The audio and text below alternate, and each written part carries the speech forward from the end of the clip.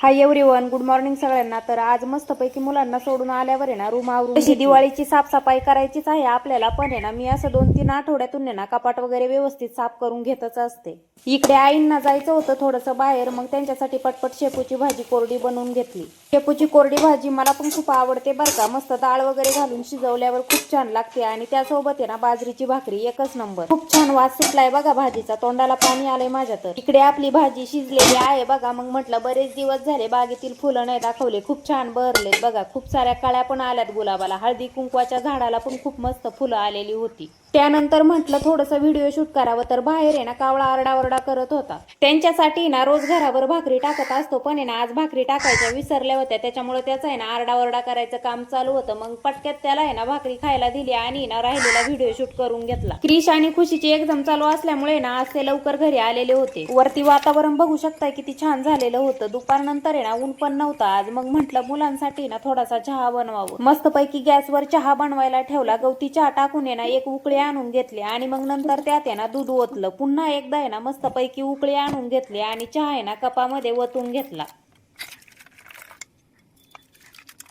मस्तपैकी चहा आणि बिस्किट खाल्ली। बाहेर येऊन बघते तर काय पावसामुळे ना झाडांमध्ये खूप गवत झाले होते। मग काय बसले खुरपायला। घराजवळ बाग करायची म्हटल्यावर त्याची खूप ठेप ठेवायला लागते बघा। तर गाईज मस्तपैकी गवत काढून झालेला आहे बघा। क्रिशला खुशीला सांगितलंय मी गवत गोळा करायला, सगळं गोळा करून घ्यायचं बरं का आणि तिकडं पाटावर नेऊन टाकायचं सगळं।